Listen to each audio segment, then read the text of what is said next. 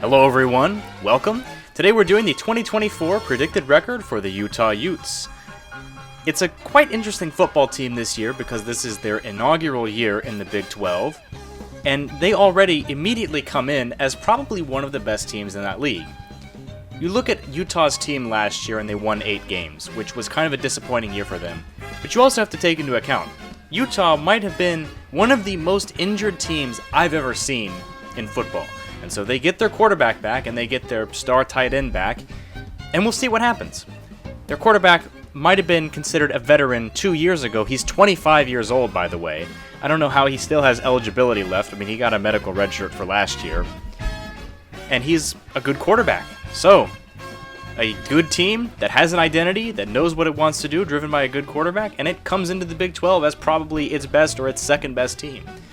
Southern Utah is a 1. With teams this good, you really don't have to think too hard about the FCS games. They should have no problem getting through Southern Utah. Then we get to Baylor. Baylor is a .75. This is actually not a conference game because it was scheduled before Utah entered the Big 12. To me, the biggest red flag about Baylor is the fact that not only have they regressed every year since the Sugar Bowl win in 2021, but defense was a huge problem for them last year, and their head coach is supposed to be one of the best defensive minds in the game.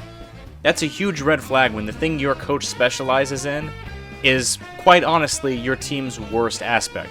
It was the same with Sam Pittman last year, where the offensive line just looked terrible at points for Arkansas, and Sam Pittman is supposed to be an offensive line coach. I think Baylor is in free fall if they don't figure some things out. You bring Jake Spavital as your offensive coordinator. I'm not sure that he's that great of an offensive coordinator. You've got a new quarterback in DeQuan Finn, so we'll see what happens there. I will give this a .75 for not only home field for Utah, but because you've got to be really, really bad, like way worse than Baylor is, to be a 1 as a Power 5 versus Power 5 game, especially with a team, even with a team as good as Utah. At Utah State is a 1. Even in Logan, I don't give Utah State much of a chance here. You lose your head coach not long before the season starts, and you're in complete panic mode. I understand that that's what happened with Northwestern, and Northwestern actually beat Utah in the bowl game and won 8 games last year. But it's an entirely different situation, and Utah State already wasn't that good to begin with by Group of 5 standards, and this just isn't something I see as tenable. At Oklahoma State is a .5. Oklahoma State has a lot in its favor, especially on offense. Ollie Gordon is one of the best running backs in the country, maybe the best. You have a veteran quarterback in Alan Bowman. This is like his 6th or 7th year playing college football, kind of like Cam Rising, honestly. And you have a veteran offensive line for Oklahoma State. I think all their starting offensive linemen are going to be 5-year or more players. And so they're very experienced, if nothing else. And you have a really good wide receiver in Brennan Presley. Defense is the big question for Oklahoma State. It's experienced, but that doesn't necessarily mean that they're going to be good. I mean, you bring back 9 starters. Oklahoma State should be at least solid there. But I'm not sure that this isn't the 2 best teams in the Big 12 facing off. And so I give it a .5. We could see this in the Big 12 championship game as the matchup, possibly. Arizona at home. I know this team blew out Utah last year. This is going to be a different Utah team. This is going to be a different Arizona team, so I don't know that there's much to glean from last year's matchup. I will say, the scheduling dynamic for Arizona is not that great. I mean, to be fair, it's not that great for Utah either, but I think it favors Utah a little more. This is the second leg of a back-to-back road trip for Arizona. They play at Kansas State the week before this, and then they go right back on the road to play Utah in Salt Lake City. Both very physical teams, both teams that have an identity in their physicality. Utah, especially, I think, is more well-equipped to handle back-to-back tough games because of their identity. Arizona is, I would say, more profiling as a fast finesse type team under Brent Brennan, and there's a lot of newness there as well. Now, you bring back Fifita for Arizona, which is definitely a plus. Even still, though, I'm not sure that with all the newness on the Arizona side that they're going to be equipped to handle this, whereas Utah is a more established program. I mean, Whittingham's been there forever, and they have an identity of physicality, big offensive line, play great defense, play great fundamentals, and not a lot of penalties, efficient passing game, and I think that profiles as better for maybe a better back-to-back game situation. So this is a 0.75. At Arizona State, after the bye for Utah. Arizona State is a program that even only winning 3 games last year showed quite a bit of promise in my opinion. It was just a terrible situation for Kenny Dillingham to walk into, but I absolutely believe in him as a head coach. You get that signature win at UCLA last year, which a lot of people don't think is a big deal. I think it's a huge deal for Arizona State. Because tangibly on the field, we haven't seen much besides that. You could argue their best win last year was against Washington, holding them to 0 offensive touchdowns with Michael Penix and Kalen DeBoer and that very good offense that they had last year. Yeah, they held that offense to 0 offensive touchdowns. And that's not nothing. And so I do expect Arizona State to progress a lot this year. They brought in a lot of transfers, which you still really don't know if they're going to pan out, especially when you bring in that number of them just to try to overturn your roster as much as possible. In recruiting, that's trending up for Arizona State. The roster's still a long way away, and I have my concerns for them at the quarterback position. I mean, when you bring in Jeff Sims, yeah, that is quite dire for your quarterback situation if you're looking to guys like Jeff Sims to improve it, quote unquote. So yeah, I have this as a 0.75 with the more established program coming off a bye, even in Tempe. Utah's way far ahead of Arizona State. TCU at home is a 0.75.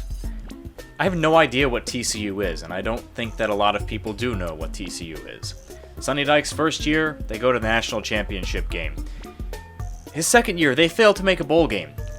The offense looked good in certain games, and certain games last year, it really struggled, so they don't have a lot of consistency, and I understand that first year was actually quite a veteran team, whereas last year's team was a lot younger, and when you bring in a new offensive coordinator to quite a young team, sometimes it takes a couple of years to be ready.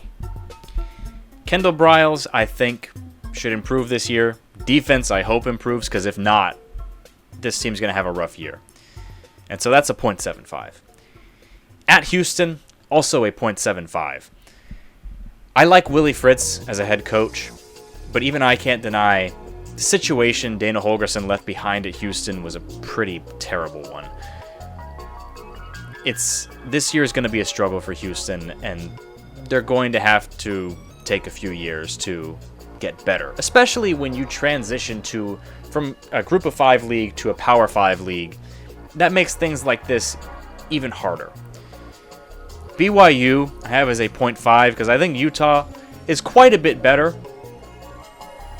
I just think the rivalry factor and the fact that BYU can just randomly have good years despite the roster being quite a bit different than other teams in terms of talent. They have to recruit a different kind of kid. You have to recruit a guy that's okay with going to a religious university for a religion that's, let's be honest, quite out there. And so BYU is an unpredictable team. I do have this as a 0.5 as a result, even though Utah has quite honestly dominated the rivalry, save for a few games. At Colorado is a 0.75. Colorado has 2 really good players and a bunch of maybe this guy could be good because they bring in so many transfers and then they throw away so much of their roster. It's really hard to get a gauge on if any of these guys are good. Maybe a few of them will pop, but I feel like some of these dudes are just dead weight because they realized, oh, we have to fill this roster spot with at least someone. And so we'll just get a guy out of transfers that will try to hype him up, but maybe he's not like the most talented guy ever. And so it's going to be a challenge for Colorado to win games. I'm just going to be honest. I do not believe that Deion Sanders is running a real program at Colorado. I just flat out don't. I think once his son's gone, he'll be gone too, because it's pretty transparent that that's the only reason he's there. This is a .75. Utah is clearly the better program. Colorado has some things to work out, and I'm not sure that it's going to be a success. Depends on how you define success. Iowa State is a .5.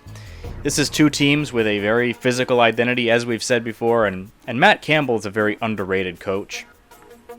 Iowa State should not be having any modicum of success, and they kind of have under him. Now, their definition of success might be different than other programs, I'll grant that.